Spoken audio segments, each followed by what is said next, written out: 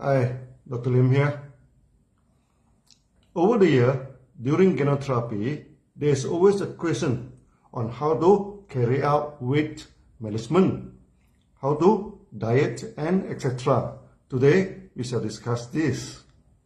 Many members, especially ladies, always complain they do not eat much, but the body weight keeps increasing and become chubby. I have seen one extreme case. She only took chocolate and tomato on a very strict diet, but the body remained overweight. She wished to know why. She's not eating much, but why the body is overweight. Of this, we must know why the body become obese. There are two main reasons for that now. The first is due to overeating, which most of us already know. The second reason is due to weakness in metabolism, which is very few people know it, okay? And we shall cover it here shortly. Many people think that we should take 3 meals a day to maintain good health and good energy. But our body digestive system is at the strongest activities from 11 o'clock to 1 p.m.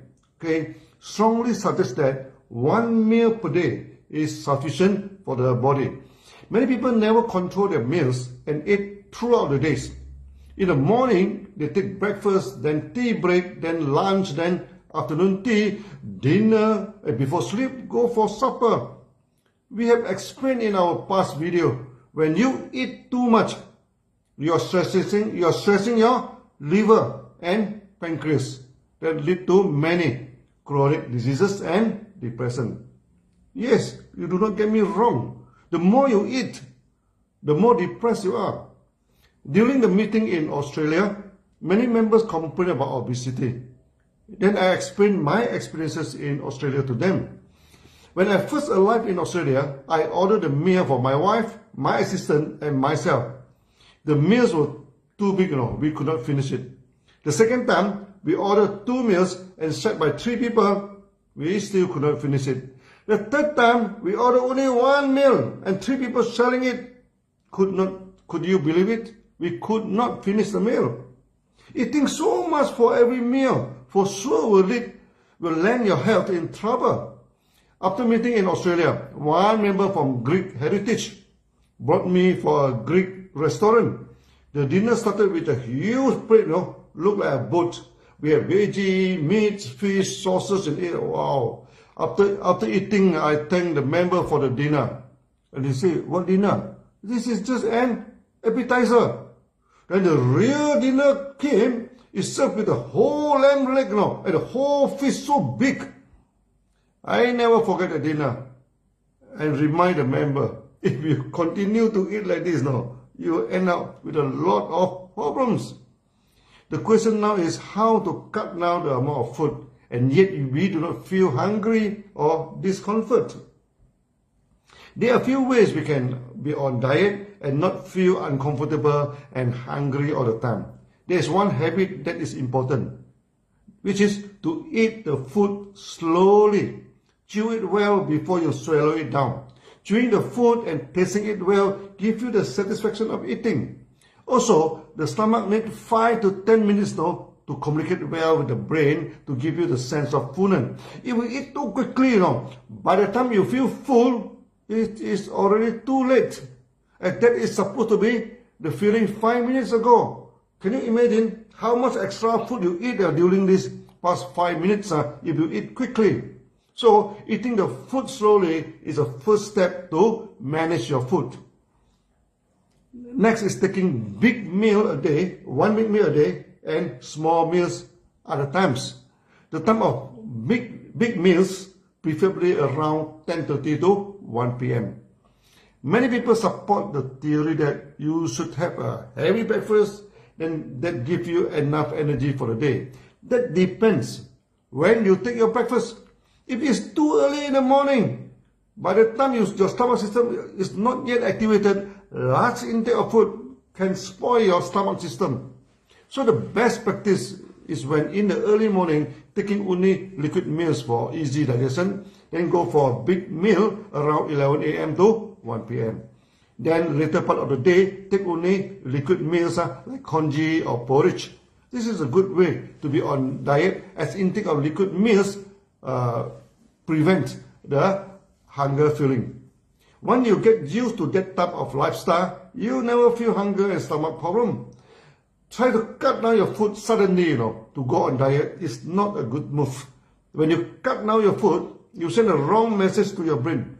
Food is not sufficient.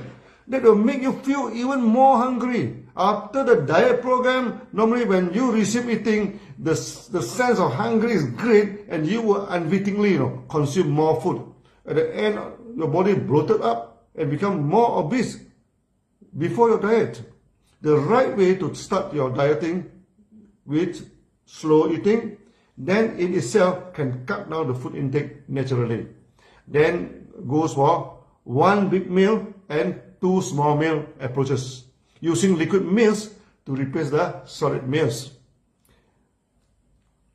At the same time, high fiber food like mushroom, wild vegetables, seaweeds, and etc. should be put into your diet. That give you the fullness of eating less a lot of calories.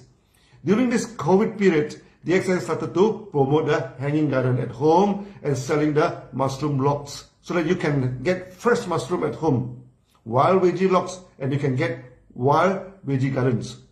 So also seaweed for the food program. This is started in Malaysia and we shall promote it throughout the world. The other known reason for obesity is due to weakness in metabolism.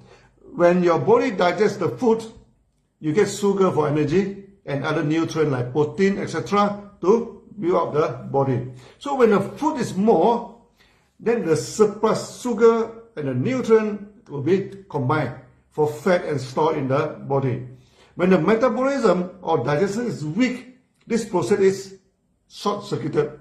Before your body uses up the required amount of sugar and nutrient, they are prematurely stored as fat. The main reason why such short-circuit in fat metabolism happens in the body, when the body is weak and the metabolistic process becomes weak too. The food is not burned effectively to give us good energy, but rather left over as bile acid in the body. You need organic acid like citric acid or acetic acid to complete the burning in a circle known as citric acid cycle. In a citric acid cycle, it is here that occurs for breakdown products of the cell's major building blocks like sugar, fatty acids, amino acid, etc. and oxidize to carbon dioxide. It means the full burnout of these food elements need bile acid. Nowadays, many people do not take in much bile acid foods like vinegars, sour tomatoes, tamarind, citrus, and etc. And due to misunderstanding of taking alkaline food, and they mistaken all this bile acid as non-alkaline food. This is exactly opposite to their knowledge. All these bile acid foods like vinegars, tamarind, sour tomato, citrus, and lemon are alkaline foods. And they can burn down the food completely and remove the metabolistic acidic waste. Then turn your body alkaline actually. When you're in Southeast Asia, here many people are used to taking sour food and sour soup. Obesity is not a problem until they turn into another eating habit full of meat without acids. Some countries they also take fermented sour food, like the injera in Ethiopia, which is a flat bread that is very sour, and you can see the people there are quite slim. When you are lacking a bile acid, your body will combine the surplus acid in your body and fat and keep it aside. That directly resulted in obesity. So for the lady who takes a chocolate only for diet during the lunchtime, there is no acid intake at all. This resulted in obesity in her. Not only that, due to burning of food is not complete. She always complained about lack of vitality and lack of energy. Other than lack of energy, such obese people also lack of strength. They mean they cannot lift a heavy thing or go for long exercise. So when a person is obese, lack of energy and lack of strength, you are very sure he or she suffer from lack of bile acid. Taking organic vinegar regularly is good for health. DXN has produced moringa, cordyceps, vinegar, etc., which are full of bioacid and very good for health. That's all for today. See you then. Bye-bye.